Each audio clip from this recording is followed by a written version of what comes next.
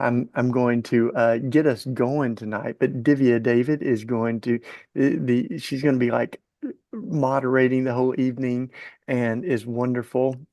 I'll be listening in, but just as folks trickle in, um, we've got a few things going on. It's going to be a wonderful book club tonight with Hillary.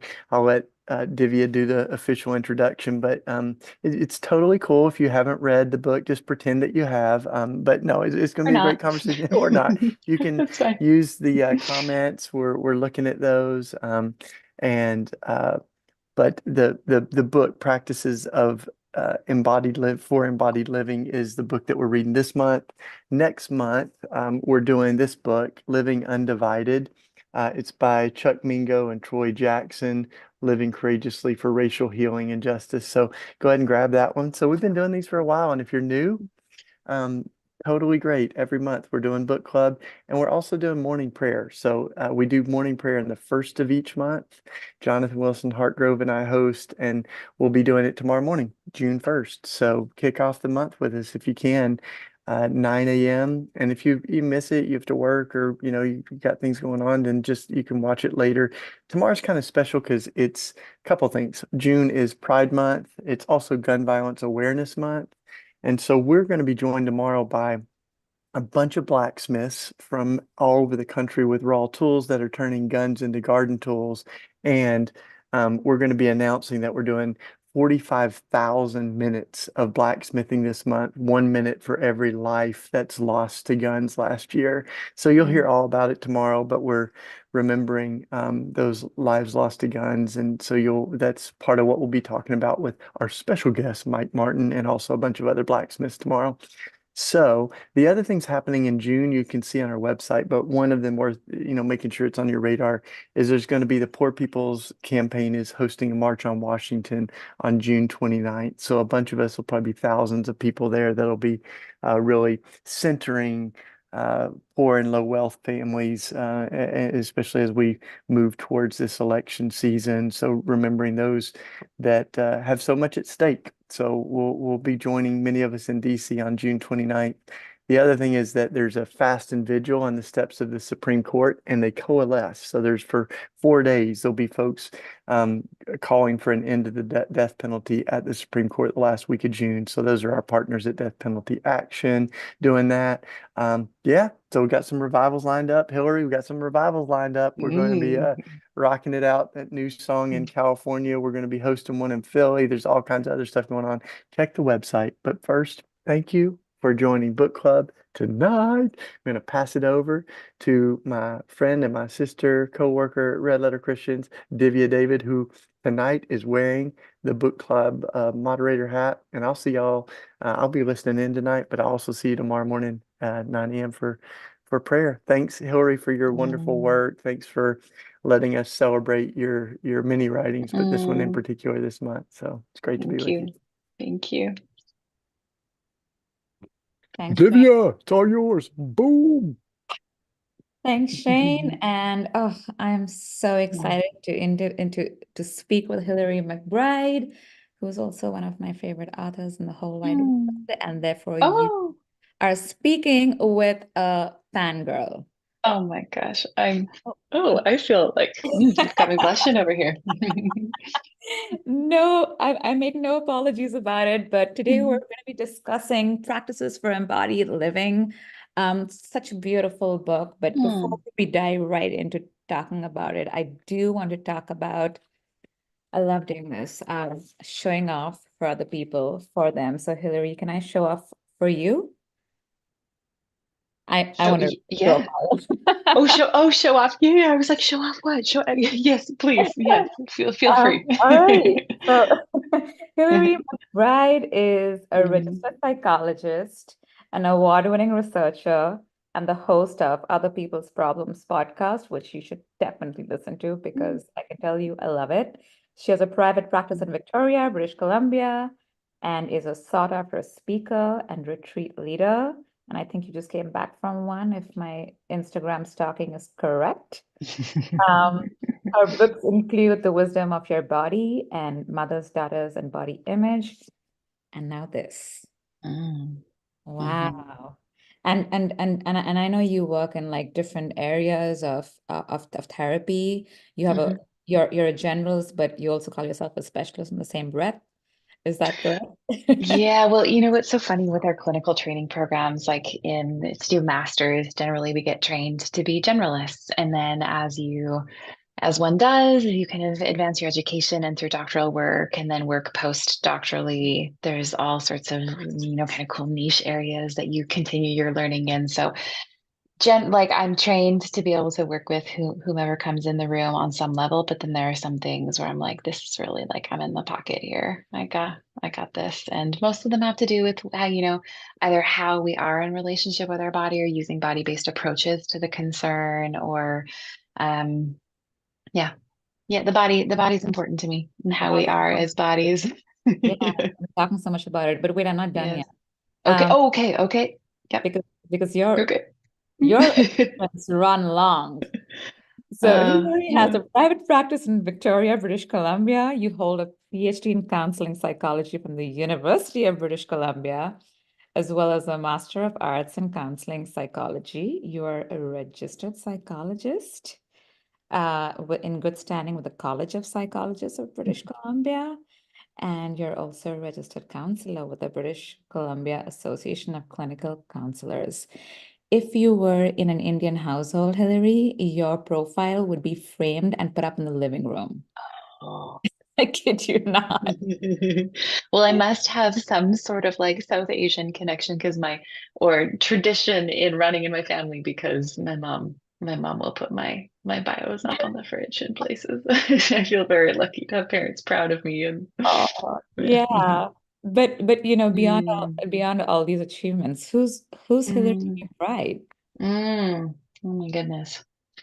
I love asking questions about being alive. I love asking questions that can't be answered about being human and kind of entering into the places that feel like they're wordless, often because they're the most painful or the most beautiful. And I feel drawn to that. And I think I found a way to, with my work in the world, kind of do that in some concretized ways. But I think that's like underneath all of the other roles. Like I love the spaces that are that transform us for yeah, because they're painful or they're beautiful. And I'm a mom and I love to I'm a sewist. I love to do textile arts and I love to swim in the ocean and I'm a musician and, all sorts of other things. Yeah. Wow. You're just like, oh, I'm an overachiever and I'm an overachiever. Oh, no. More But like I have so wow, many loves. I have great loves in my life of many, many iterations. Yeah. you contain multitudes. Yes. But tell us more about, the story that kind of led to the work that you've now been doing. Mm, Because you're not just practicing, you're also writing, you're also advocating. mm, So mm. what kind of led to that? Yeah, I think that, if I was to back this up and think about what often motivates any of us who feel like quite compelled to give our lives to something, it's often because the thing is personally meaningful, because it strikes us in some way, whether it's because it strikes us because we're connected to someone who it struck or whatever the reason. But for me, my relationship with my body has been fraught. And what that looked like for me was a variety of mental health presentations and diagnoses, one of which I think most acutely was an eating disorder that had me in and out of treatment of various forms for a very long time. And I think I had some really skillful therapy, and I think I had some very unskillful therapy or outdated therapy or people trying the best with the tools that they had. And I really felt the difference between those. Like when we show up well for people, how much differently that can kind of scaffold their healing process versus if we as clinicians in healthcare can maybe do the thing we're told to do but miss the person in front of us. And so I had experiences of being really missed and I had experiences of being really seen. And for me, the journey of like wanting to step into those spaces with people and kind of do it right, because I felt the potency of what it's like to be connected with someone who really sees and knows and wants to know. Those those painful, dark places in me. And for me, that like I just had this option of in my master's when I was starting graduate school to ask a research question and to get into the research stream of academia. And I think I'm too curious of a person to leave that stone unturned. And so I found myself engaging in research and at the forefront of data. And I love there's something for me about research that feels like I'm on the edge of discovering a new, like something is being known and something is being told about the human experience that reveals more of it, that Yeah. helps us come into more contact with the fullness of the human experience. So for me, researching has been a part of this great love of like asking questions and knowing people and being curious about the world. Yeah, and so it seems like out of that place of like, oh, I want us to see each other and bodies are important and mental health matters and we got to be talking about that in really informed, skillful human ways. And also like there's so much we have to learn that kind of is like that's the soil from which all of these projects around writing and podcasting and public communication, that's where they all spring Wow. forth from. Mhm. And what are your current favorites in terms of Oh, such questions, in terms of what are you curious about oh, in this moment? ooh, in this moment. Okay, well, it's like the list is long always, but I'll try to either be brief or quick with it. That's the I'm really researcher's interested. brain. I'm really interested in the relationship between purity culture and embodiment, disembodiment. So what Oh, purity culture does to our sense of connection to our bodies and ourself and what like how it fragments, but how we like repair on the other side of that. I'm working with a colleague, Dr. Sandra Noble, about that. Working on some research related to deconstruction in mental health. And so working on a project with Dr. Preston Hill and a bunch of other colleagues about like what do we do with the mental health concerns and the spiritual yearnings on the other side of shifting faith identity, looking at psychedelics and deconstruction and religious trauma and religious identity with Dr. John Swinton. I've been working kind of in lots of ways on relationship between spirituality and trauma and spiritual trauma. I've got a book coming out about that next year. I'm researching that. And then I think one of my ever evolving loves is women's relationships with their bodies. So been studying in my doctoral work how women experience embodiment through menopause and the perimenopausal period, and seeing the shifting of our bodies as we age as an opportunity for empowerment and engagement with like strength and agency and wisdom instead of this like story that we tell in culture about aging women's bodies is kind of like decaying and kind of being this problem. So like flipping that script. And so there's research I'm doing on kind of all those areas. And yeah, it feels like, wow, lots of got my fingers in lots of different things. wow. And Mhm. it almost feels like the connecting force between all of these various themes, Mm, just the way in which you kind of always seem to center the story. mm, Um, mhm, so before we get mm, into the story of this book, I'm just mm. I'm just curious because now I have you in front of me. What Sure. there's just been so much in the tell me more about your faith, your spiritual, Mm, your religious journey, because I feel like all of that, a lot of us, as we've done a little bit of what's the popular word, deconstructing. mhm, A lot of us have, questioned the various ways in which, religion or organized religion has mhm, harmed us. But mhm, I feel like I see a lot of those themes that you've touched upon run in mhm, practices for embodied living. mhm. So I just like to know more about how all of those various intersecting journeys have kind of germinated the book that we're now talking about. And you mean specifically like all the research interests or like my Yeah. spiritual, my history, my of spiritual Yeah. identity? Like, Yeah. yeah, I think I like that question because it has me like thinking about things in a different way. First of all, I think there's a problem in our culture when we bifurcate from ourselves human qualities. So when we say mind and body, separate things, body and spirituality, separate things. My inner knowing and my intellectual knowing and my bodily knowing, separate things.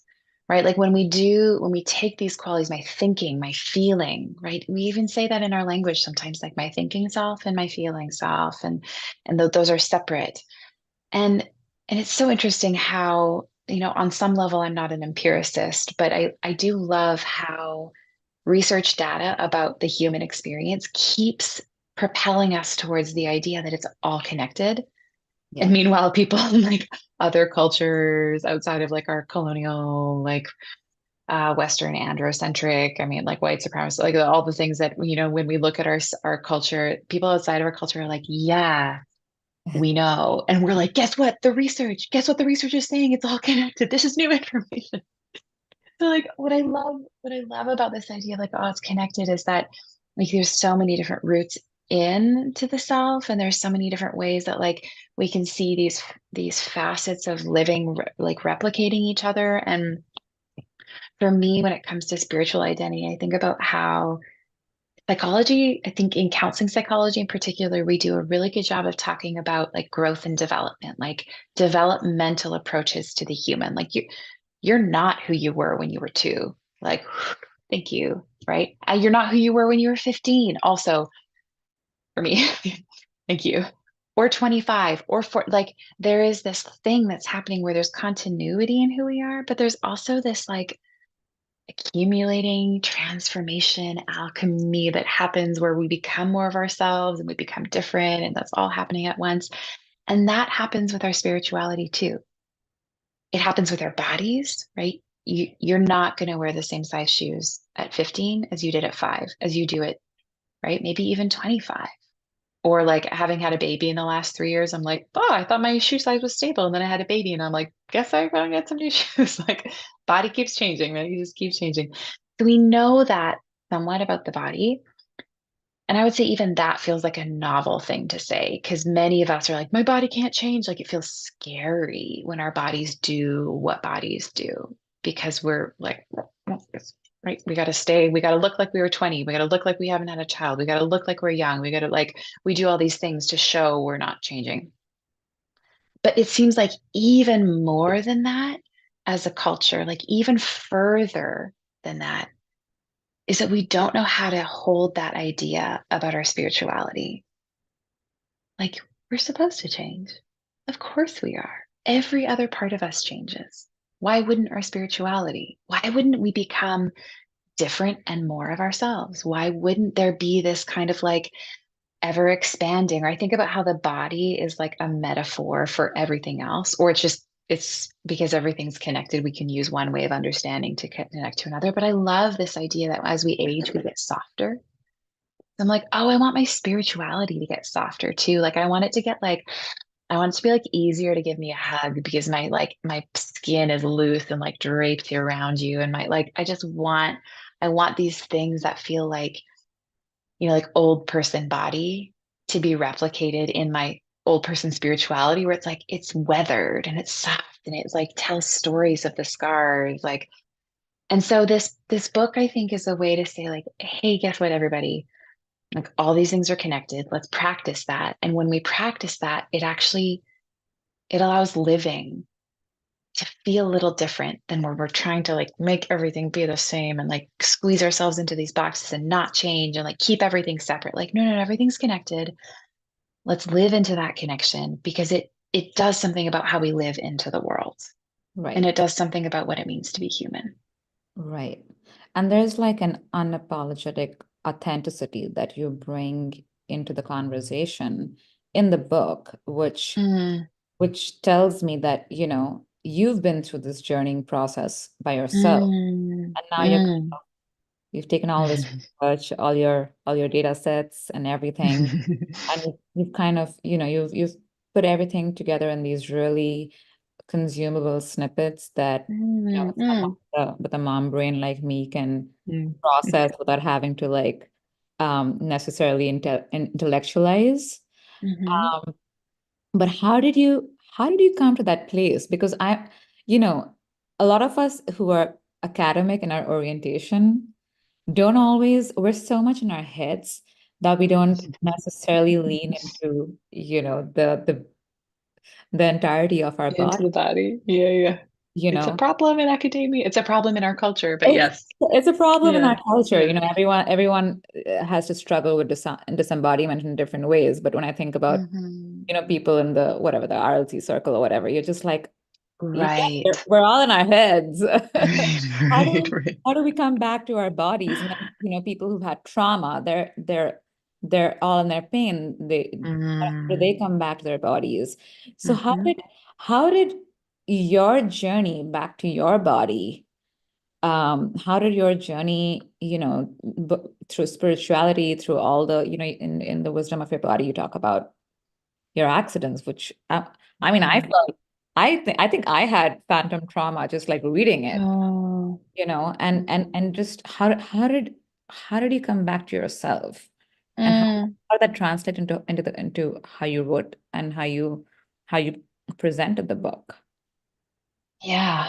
Well, it's interesting you talk about the accidents because I think I was on an embodiment journey long before that, but there's something about those accidents, a series of car accidents. But the most recent and very acute one was in 2019. And it just highlighted like how much of the story of the fear from previous accidents was still living in my body. And it's like, I think it's important to say that when we're talking about embodiment, a lot of us want like the really juicy, fun, sexy parts of it where we're like, I feel liberated, I feel empowered, I feel connected to myself, I'm creative, I'm intuitive, like all of those things where we're like we've achieved something and gotten to this point where we feel like super connected to ourselves and the world around us and like we have agency and power and we distribute that. But the reality is that for many of us to be connected to our bodies means to also feel into the very painful places of being a body.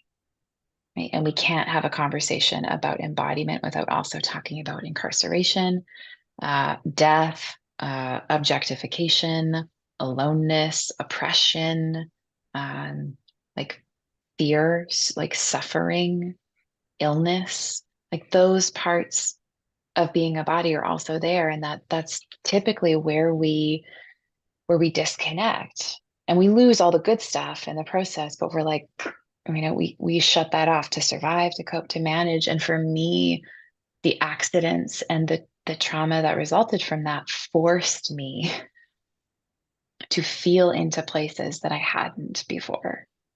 And I say that because I think at times we use our pain and our suffering and the trauma in our bodies as a way to scapegoat the body, as if like the body is betraying us, when really a lot of the time what's happening is the cultural story can't hold up when the body tells the truth. Right. Like the cultural story of who we're supposed to be, it breaks down when bodies do what bodies do. And bodies say, I'm afraid, right? This isn't safe. This isn't okay. I'm not being listened to. This hurts. Like I need care. And so for me, like I was a scholar around embodiment for a long time, but before I think I really got, and I think I'm still getting it. I think that's part of why I write these books, is because I'm like, this is like really hard to do. I'm like, what is it like to be human? I don't know. I'd like to know. Let's try to figure it out together because it's just, there's so much. There's so much pain in being human and so much joy. And I think to be in our bodies is to feel all of that at once. Yeah. But Mhm. like it's the whole, who was it? Descartes, like, I think therefore I am. Like, Mhm. I mean, there's just so much of we've been fed the cultural story of the fact that our bodies Mhm. and our minds and Mhm. bodies and the things that happen to us are just so distinct from each other. Mhm. Um, Mhm. and I grew up Christian. I think you did as well, right? If I I did, remember yeah. Yeah. correctly. Yeah. Yeah. And I think so much of growing up, I mean, obviously, I can only speak from my specific context, but so much of growing up in evangelical culture and white evangelical Christianity impacts Christianity in South Asia, right? And it impacts Christianity in Yeah. cultures.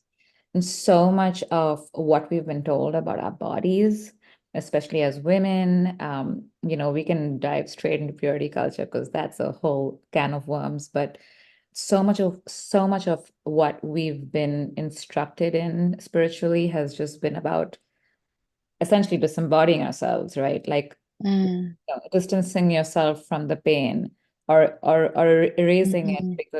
because it's not congruent with the morality that's been prescribed Yeah. to us. Yeah. How do people like that, like myself, Mhm. unlike even like you, how do we even where do we even begin? Mhm. Yeah. I mean, I we could begin with the book. yeah, I'm like, consider reading the book may help. May help. But I think, and this is just a point about the book that, like, I think that there are a lot of different entry points in, and to imply that there's like one place to start really betrays the complexity of like how we just all need different things and we're all in different places. And so I want to provide a couple different doors to open, because I think that allows for us to be like, oh, what works for me might not work for you, and works for me now might not work for me in a year from now. But to to begin that journey of the repair, and to really like, where do we begin with all of this? Sometimes for us the beginning is noticing that something doesn't feel right. Right. And even if we have a story of like, I don't like this doesn't check out, almost always will that story of like something seems off connect to a feeling, connect to a sensation. So our body is saying something that maybe we haven't learned how to listen to, and so we just hear the thought, but we can take the thought and follow it all the way down. It's like, imagining a flower and going down and finding the root bulb, and the root bulb lives here, it lives in the body. So there's like, something doesn't feel right, I don't like this, or this hurt me. Like, there are qualities to that in our body. So I think that's something. I think engaging in behaviors that feel resistant to or rebellious to the fragmentation or the story, or like all of the stuff that was done to us that pulled us apart from ourselves. So like, what would it mean to listen to myself? What would it mean to like just even stop and check in and consider that my body might be worth paying attention to in this moment? And like, I love that on like large scale things. I love that on small scale things. Like, I'm not comfortable, I'm going to move in my chair. Yeah. It's like that mechanism of action, when you take it and you practice it and you practice it and practice it, builds all of this trust around attuning to ourselves. And it makes it easier down the line when someone says something that's not okay to go, no, right? Because we know what it's like to feel into the feeling of like, something doesn't feel okay, I'm going to do something about it. And on a small scale, it's like moving in our chair. On a bigger scale, it's like, absolutely not, right? It's saying something and taking a stand in a more public way. It's almost like practicing intuition. Yeah. I mean, the theory is that that's actually what it is. The theory Oh, is okay. just like, yeah, you have like, you hit the nail on the head. In fact, Okay. what we see is there's a marker for embodiment that we in in the scientific field we would call interoception. Yeah. So most of us know, You talk like, about it in the book as well. yeah, exactly, right? The sense of ourself from the inside. So we know our senses on the outside. We've got like sight, smell, taste, touch, sound, but we also have senses inside our body that like pressure, fullness, temperature, like stretching, pain, like all of that is like balance, like inside of our body. And the more people are able to pay attention to interoceptive cues, they tend to score higher on academic or in like empirical measures of intuition. Okay. Yeah. So the intuitive Hmm. muscle is one that needs Yeah. a little bit of working on, and it Yes. starts with recognition and acknowledgement. Yeah. Okay, we got Exactly. that, doctor. Um, I mean, I love that, you were talking about having and providing different entry points in the book, and you have, there's one about pleasure, there's another Mm, about pain. Talk to the readers about how you kind of divvied it up, and mm. how those various entry points speak to the different ways in which Yeah, practice embodiment. sure, sure. Well, the book Practices for Embodied Living is really it comes after The Wisdom of Your Body, the book that I wrote before, but this is actually like the book that I wanted to write. But the book that I wanted to write was like, what? No one's going to pick up a book of practices about embodied living if we don't even understand like why embodied living is important. So I was like, okay, I'm going to go in the back door. And the back door is like actually through our heads in a way. We're like, I'm going to sneak into embodiment through the place where most of us live. And so practices for embodied living like kind of appears like a companion in a way. So there's like one chapter on pain and in the wisdom of your body, and there's a chapter on pain and practices for embodied living. So that's part of like how I chose to have those chapters. But I think ultimately the reason in both books why they're important is because these are places of pain or tension for many of us in our culture, like emotions like fear, like anger, desire, longing. Like we don't still really know what to do with those very well as a culture in families and relationships. Like it's a thing for people that disconnects them from their body. Trauma, pain, I mean body image, like thinking of our bodies as a thing or an object or an image. Like there's just so much about how we talk and think about our bodies that we use as from our real life experience, we use as proof of our body's badness. And I think purity culture is a really good example of that. Like desire, pleasure is seen as such a threat to good morality, mature spirituality, purity of soul, that we found ways to say pleasure is bad. Right. And so pleasure, you would maybe in a different context, people will be like, why is that chapter in the book? I have no problem with that. Unfortunately, the reality in the culture that we live in white supremacist North America, that's influenced by a lot of, I would say, westernized Christianity and evangelical Christianity, is like fearful of pleasure. It's fear, like our culture, I think, doesn't quite actually know what to do with our sexuality. And so we see two sides of that, which is like major suppression and then like kind of compulsion and hypersexuality in a way that like again kind of fragments us from each other and ourselves. So like, okay, this is like obviously a pain point for us. And so all the chapters are like, these are things that I see we struggle with and like we use as proof of body badness, but maybe actually like our bodies were never bad. Maybe we just don't really understand how to be with these. I feel like you're almost putting a name, not a name, but you're at least giving a kind of framework which other people can navigate this complex Yeah. with. Because I think, as someone who grew up in purity culture, um, not the way in which it manifests in North America, it's just different in Mm-hmm. South Asian Christianity. But as someone who grew up in purity culture, the ways in which, it's just so complex, so layered, Mm. so intersectional with a whole bunch of other things that, we just don't even know. Sometimes we don't even know where to begin Mm-hmm. to navigate, Mm-hmm. healing those different parts of ourselves. Some of us, like myself, were like, okay, something is clearly, mm, not It's right. awry. Yeah. All right, and I have to do something about it. I have to act upon it and read up about it or whatever. Mm. Well, But for a lot of people, I imagine that's not the case. Maybe they don't even have a name for it. Maybe they don't even know. mm-hmm. Maybe they don't even know. Maybe the framework might not even make sense to them because they're just so disembodied because of purity culture. Mm. So in a way, the fact that you're even providing something like this, I mean, I've read a lot of books about purity culture, but not about trying to work through it.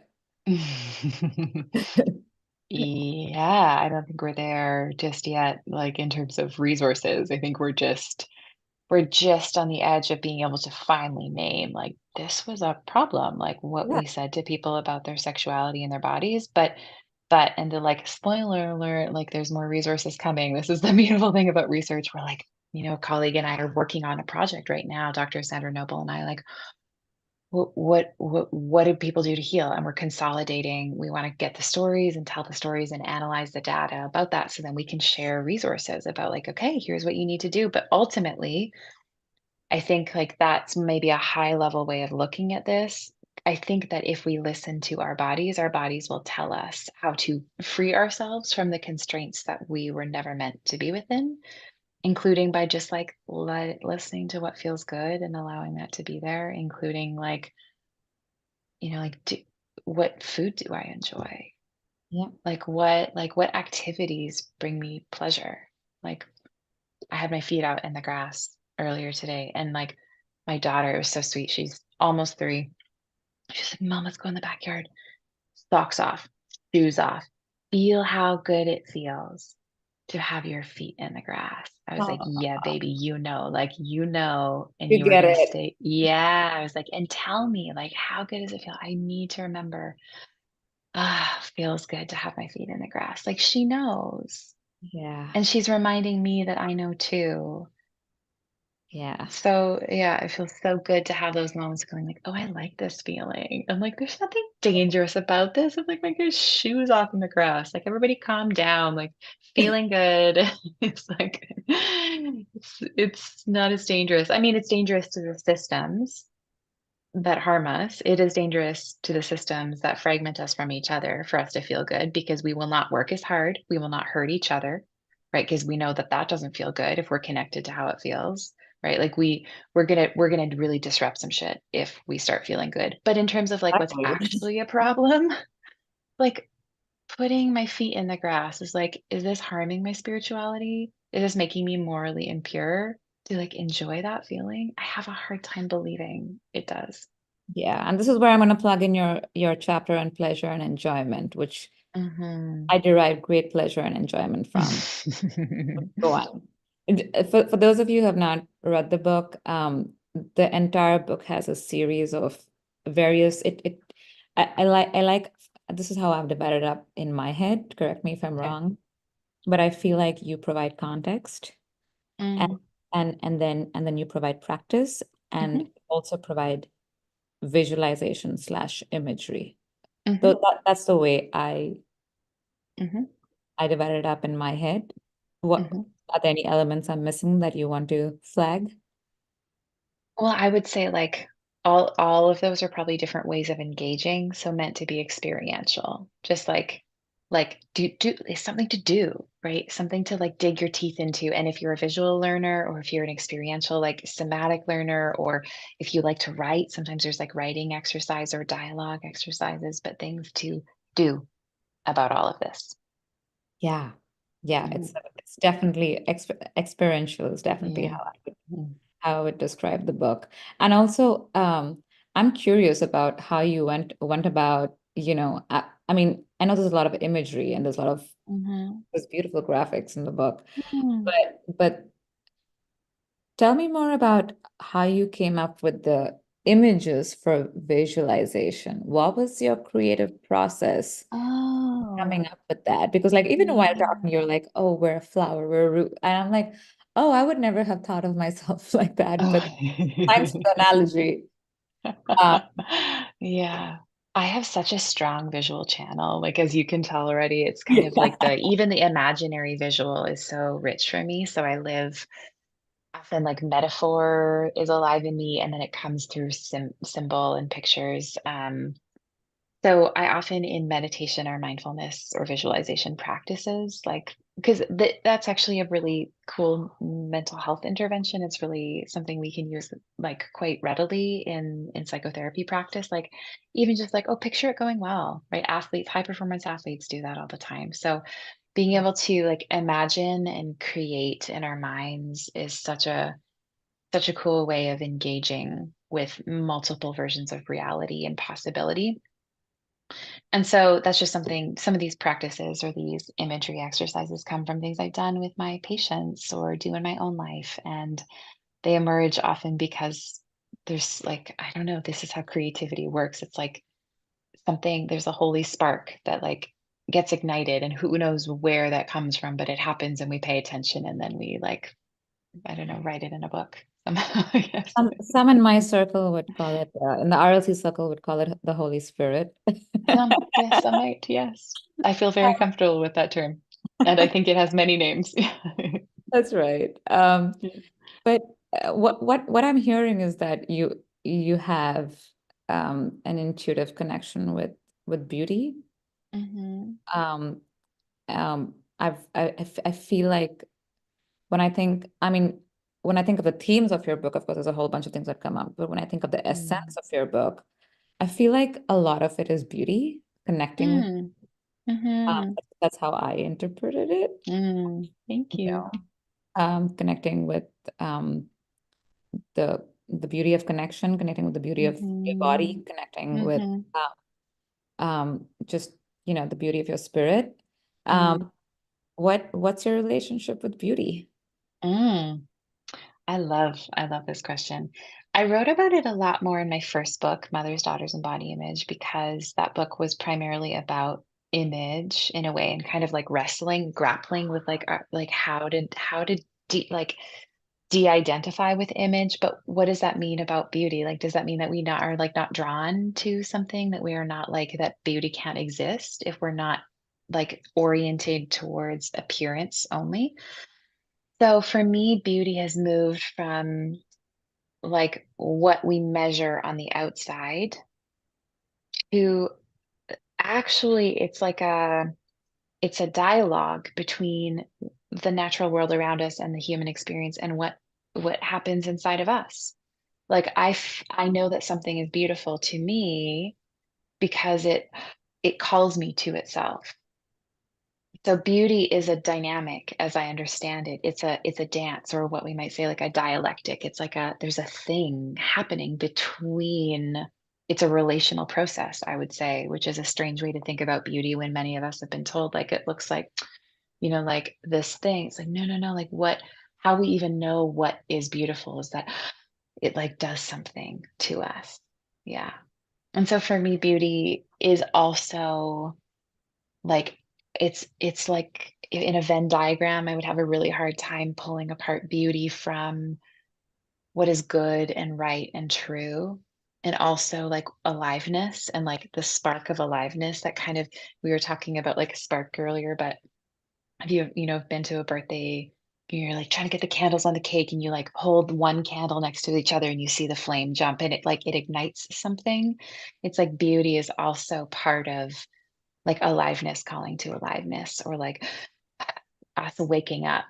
I got ignited, Yeah. right? The Which the dialectic of beauty by Dr. Hilary McBride has to be on paper. these are like I do. It's not very like practical. Like, what do you do about that? Not sure, but I love these like philosophical, phenomenological ways of like just like really, really thinking about how there's this unnamed place inside of us that all of us know that gets like agitated sometimes because we experience the world and it like says like our bodies say like that feels good, that feels true, I want more of that. And it could be like the flower or like the person we love gazing back at us and seeing their true essence, or a sense of like someone treating someone well, and that I think is our bodies resonating, going like, ah, which is such a different way than like talking about beauty that has it about an appearance ideal. Yeah. Like totally different. Yeah. Which is what a lot of us were fed. Mm. Which Hmm. I wonder how much purity culture has affected um, the ways in which you've had to kind of struggle to come back to Mm.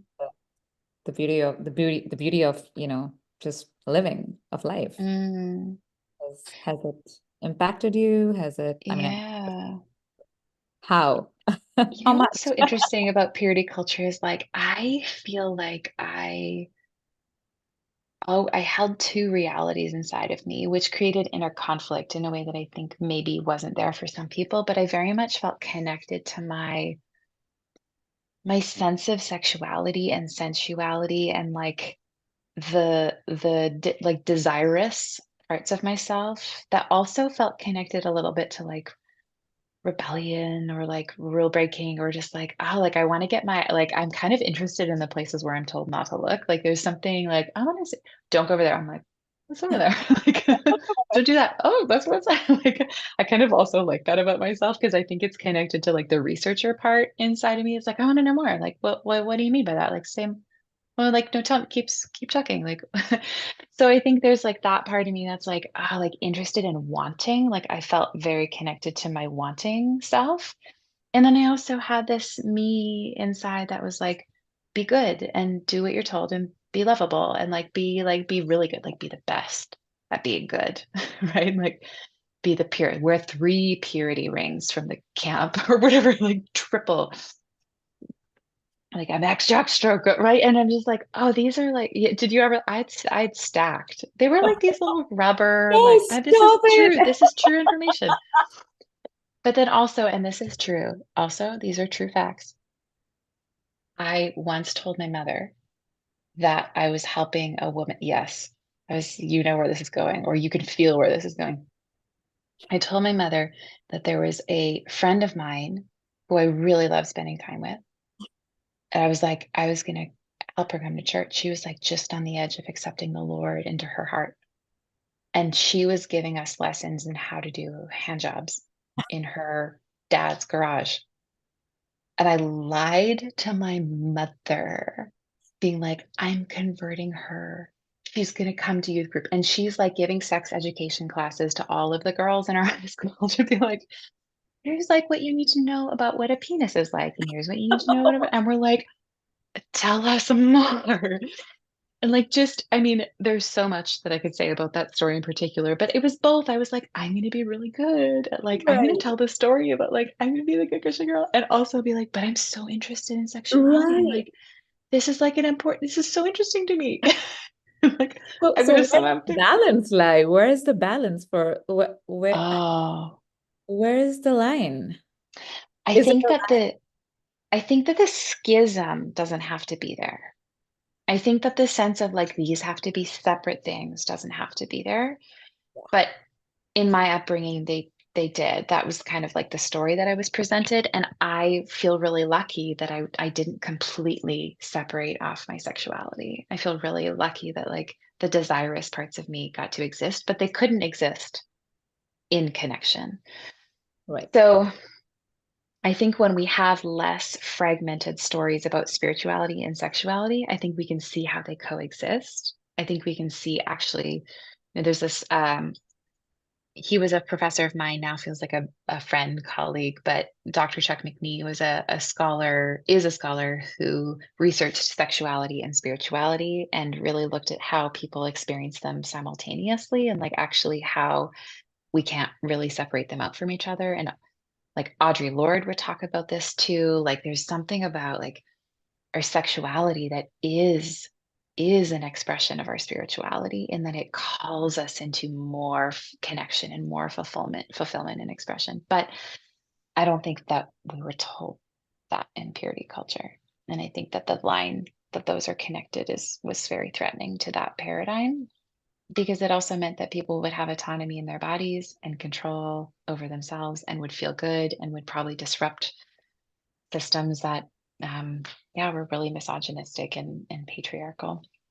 So Yeah. anyway, I think that there's like lots to say about this, but I think that the more we let the lines blur, I think I think we have to have more complex conversations, and I think we have to have more complex thinking, and I think we become more embodied, and I think our ability to say this is good and that's bad about like what it feels to be in a body, that gets harder to do. Like the lines make it easier to have these tick boxes of like control and what's right. And I think when we don't, as a society and in many faith spaces, don't know how to hold uncertainty and complexity and not knowing, I think we default to like, this is good and that's bad as a way of feeling more settled inside. Yeah, and we also default to secrecy and Yes. hiding, and Well said. that can also hide abuse. Yes. You know, Yes. and it can cover up for, all under the guise of so-called, morality. Uh-huh. I mean, there's Yeah. just I, Such an I important point. I'm glad you brought that up. Yeah, because I don't know. I mean, I'm just speaking intuitively, right? I don't have the research or data sets Mm, like you do, but what I've found is that in churches where I found a real huge stronghold with purity culture, with moral policing and morality, questioning and in India you have a variety of churches. mm, There was more abuse. sure. Yeah. And depending on whose Sexual framework you abuse. can, I mean, I'm talking yes. specifically about sexual abuse. Yeah. Yeah. And I think that the mechanism of action with that too is people are told they don't have autonomy over their body. The church does, the dad does, the pastor does. And so when sexual abuse happens, the assumption is for many people, like, "Oh, what else could happen?" Or like, my body, I was always told my body belonged to somebody else. And here, this is just an enactment of it. And so this is like, some people might say this is kind of like grooming behavior in a way, like Right. that it, hmm Yeah. yeah. I'm glad you brought that up because Hmm. I know a lot of people, not a lot, but a handful of people who definitely got groomed into either thinking that A, it was okay for this to keep happening to my body, or B, it was also Mm, keep doing it to other people. mhm, mhm, Um, yeah. Oof. mhm. Yeah, it's just we all I'm need to so get glad you into knew our that. bodies Mm, in healthy and all mhm. respectful ways. Yes. Which is why the book Practices for Embodied Living, Experiencing the Mm. Wisdom of Your Body is You're just like, we've got to pivot here. We've got to No, pivot. We're like right into like, we okay, can we do got it. right into grooming and we're going to come back. And here's we got the book. Okay. I have a marketing brain. This is why I I got see what fired. you did and it's working. Yeah, it's what happens when you chat with a therapist. They seem to know what Right. to do. But we're running out of time, although I feel like you Mm, and me could talk till the cows come home. mm. But tell us a little more about, anything you're working on, Oh, yeah, and totally. where can we find you? Thank you. Well, I think that what will probably be most of interest to all of you right here in this community is a book that I have coming out in the spring of 2025, so in a year. It's called Holy Hurt, and it's all about spiritual and religious trauma and looking at how that impacts our development, what that does to our sense of self, how we heal, kind of looking at it at an individual level and a systemic level. How does it happen? How did it happen to me? What happens if we perpetuated it? What do we do about that? And really looking at, again, individual and systemic levels. So that is based off a podcast that's already out. It's called Holy Hurt. If you look it up, you'll find it. It's an 8-part series. And really, it was meant to be like a mental health resource around trauma and trauma education around religious trauma and spiritual trauma. So books coming out, look for that. You can find me, I'm probably most active on Instagram, although I have the former Twitter, and I think my website, HillaryLMcBride.com. You can find me there. Yeah, Okay. books, podcasts. Books, podcasts. You want to talk Oh, about your podcast? oh, other people's problems. We're about to release the latest, most recent series season. And it will be featuring individuals engaging in psychedelic psychotherapy. So we're going to be using audio from folks who are using psychedelics for their trauma processing. And I'm hoping to release a session of my own as well so that you can hear my therapy, hear me as a patient. Wow. And yeah, yeah. So that we were supposed to come out in June. We've run into a couple like logistical snags. So hopefully the fall, but stay tuned for other people's problems, and you have time to listen to like all 4 or 5 seasons up to it as you get ready for the fall. Wow, thank you. Yeah. And I usually we open up the floor for questions Hmm. from other people. And so far I've seen one question and Hmm. and this person asks, how can I be embodied when I don't have time to rest? Yeah. Yeah. Well, I love the question because I think it's applicable to a like hustle culture that really keeps us from our bodies. Trisha Hersey's work is beautiful on rest, but I think for us, even the recognition of the tiredness, and I think even saying to our bodies, like, you're tired because you've been working hard, and not because maybe in some cases because like this is too much or like you can't stop, but also like look at the culture that asks that of you. Like, thank you for telling the truth. Like, I'm tired.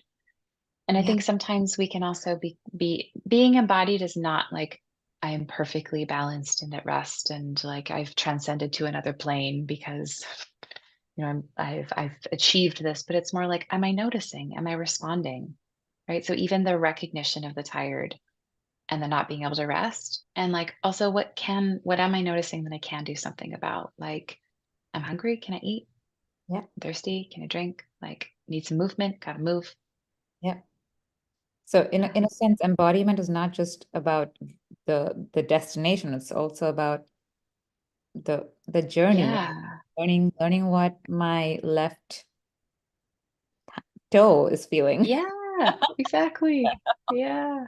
And I think like that question of like how am I embodied when I'm like and tired when I'm tired and I can't rest? Like the book is full of practices about how to figure that out. Like rest is one dimension of caring for our bodies, but there are many, many, many others. Yeah. And just to kind of wrap up what we've been speaking about, the wisdom of your body is a great context setting book. Correct me if I'm wrong, Hillary, Mhm, but I feel the wisdom of your body is a great context setting book mhm. for it gives you the kind of the framework, the story, the Yeah. theory behind the practice of Hmm.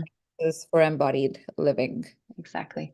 that a correct read? That's it. You got it. Okay. Mhm. Woohoo. Being a front bencher pays off in your 30s. Yes, yes, yeah, yeah. You still get the A plus. Whew.